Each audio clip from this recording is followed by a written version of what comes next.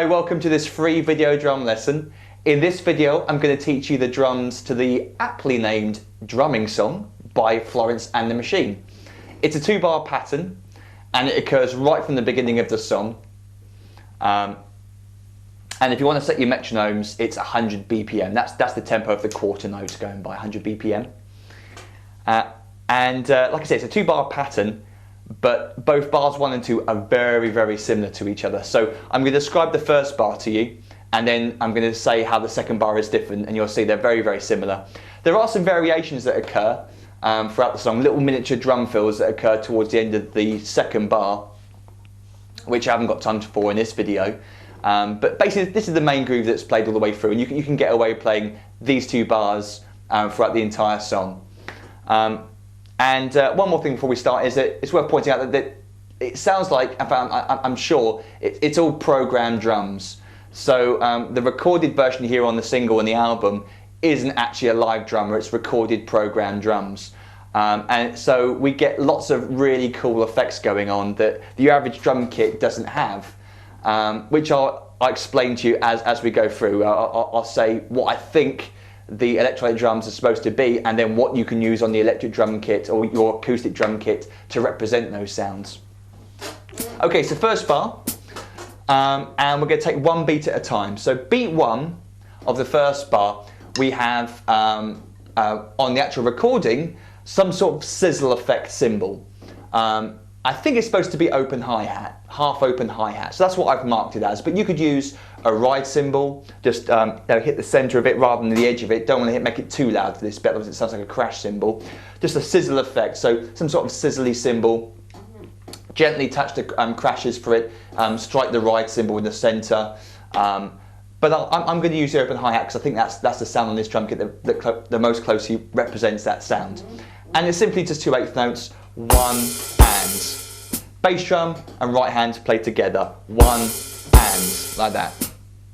The hi-hat then closed straight away on beat 2, so we get 1 and 2, and the sticking for beat 2 is right, left, left. Now the way I've worked this out is that all upbeat 16th notes, E's and U's, as I'll explain to you in a second as we count through it, are going to be played with the left hand, leaving the right hand to play the downbeat 8th notes, 1 and 2 and 3 and 4. And it just kind of makes sense, it feels more comfortable, more natural. But throughout this, be aware that you could use any sticking you like. If you're not comfortable with the sticking suggestion I came up with, then please, by all means, use your own sticking, whatever's easiest for you. But this works for me.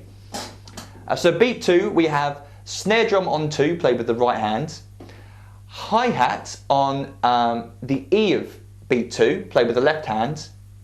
And then the left hand moves to the high tom for the of beat 2. So it's 2 E and 2 E and 2 E and So beats 1 and 2 together, 1 and 2 E and Notice how I close the hi-hat when I strike the snare drum on beat 2. 1 and 2 E and because the hi-hat's got to be closed when we strike it on the E of 2. On to beat 3 now. And we have another sound on the recording that it's I think it's supposed to be a timpani drum, a kettle drum, but we're going to use the floor tom because it most closely represents a kettle drum or timpani drum on a drum kit. So again, it's going to be left hand playing the E of beat 3. So beat 3 is rested, nothing's played on beat 3. The E of beat 3, we play the floor tom with the left hand. And then a bell of the ride cymbal. You can use a splash or some sort of bell effect, cowbell even, but I think it's supposed to be the bell of a ride cymbal, bell of a large cymbal anyway. On the and of beat 3 with the right hand, so we get 3 E and then the bass drum is played on the of beat 3. So we get these 3 notes in a row, E and left, right, bass drum, E and E and So up to that point, from beat 2 to the end of beat 3, we've got left hand playing 3 notes in a row, hi-hat, high tom, floor tom, all on the upbeat 16th notes, E, E, E of 2, of 2, and the E of 3. So be aware that when you're playing, you'll notice your left hand moves around the kit and plays all the upbeat 16th notes for those 2 beats. So let me play up to beat 4 now. 1 and 2 E and 3 E and I missed the bell, but you get the point, hopefully. 1 and 2 E and 3 E and Did it again, hopefully you get the point. 1 and 2 E and 3 E and Yes. Goal.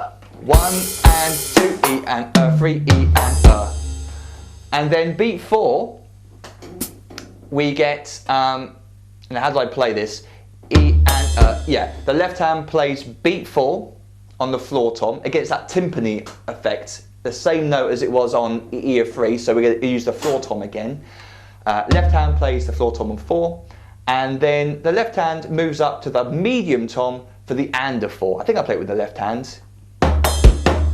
Yeah, left hand makes sense for that. Your right hand stays up here, but it's going to be moving back to the hi-hat if you loop the first bar. It won't be moving back to the hi-hat when we go into the second bar, as I'll explain to you in a second. So beat 4, 4 and left, left, floor tom, medium tom. So let me play the whole of bar 1 slowly for you. 1 and 2 and 3 E and 4 E and 1 and 2 E and 3 E and 4 and. Try that again properly without stuttering and hesitating. 3 and 4 E and 1 and 2 E and 3 E and 4 and. Even slower, I think. 3 and 4 E and 1 and 2 E and 3 E and 4 and 1 and 2 E and 3 E and 4 and. I think that's right. I think I closed the hi-hat a little bit late there, but as long as it's closed when it's struck on the E of 2, no one's really going to notice. Okay, and then bar 2 is exactly the same as bar 1, which is nice and simple, except there are no hi-hats played on 1 and the and of 1. So beat 1 is different in bar 2. The bass drum is played on 1 and as it was in bar 1, but no hi-hat is struck at the same time as 1 and. It's just the bass drum on its own. So that's the only difference in bar 2. And that can sometimes, it got me when I was recording the intro for this video of me playing the groove. I kept wanting to play the hi-hat on 1 and. It's like, oh no, there's no hi-hat, it's just bass drum on its own. It's quite weird playing this drum because usually the drummer's used to playing like a groove and the hi-hat's going all the way through, but this broken up, syncopated, linear style drum beat is a real challenge, and what I found with this is it had to become muscle memory.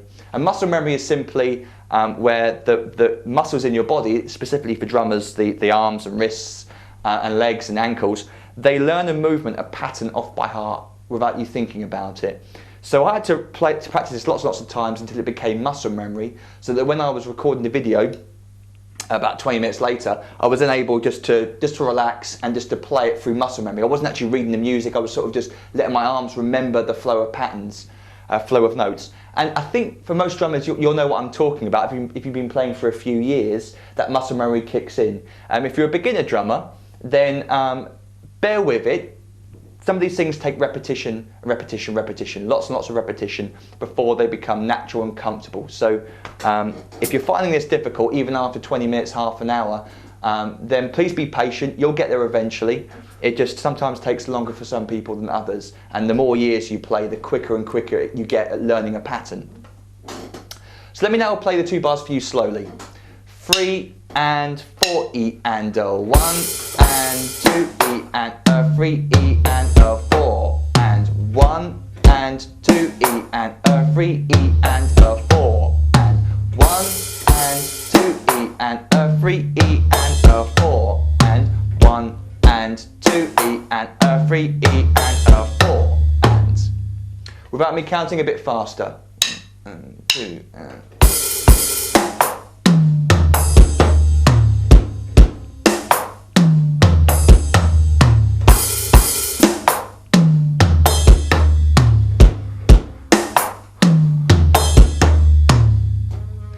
So I noticed that my contrast on my camera, because I got a little screen there looking at me, has gone all weird and blue and white. So apologies if you're now seeing me in ultra bluey white. because the sun's suddenly come out and I've got the contrast wrong on my camera. What was I going to say about that? Oh yeah, when I was reading the music, I was missing the bell of the ride cymbal. It's a particularly small one on this cymbal, but sometimes you will miss the bell of the ride cymbal. Don't beat yourself up over that. You can just hit, as long as it's relatively close to the centre of the cymbal, you'll still get a nice high-pitched tone. But you do sometimes miss it, like I did, when you're looking away, like, oh, Again, that's another case of muscle memory. My right hand, 90% of the time-ish, will hit the bell of the ride cymbal without me looking, because my arms learnt the height and distance. Here we go. That's it, isn't it? I wasn't cheating by looking. I can't see. I wear glasses normally. But yeah, your muscle memory kicks in for hitting accurate positions on drums and cymbals as well. Anyway, I'm waffling. Let's put the metronome on and let's have a go at it at up to speed. So it's 100 BPM. That's the quarter note. We're going to count 1 and 2 and 3 and 4 and 1 and 2 and 3 and 4 and...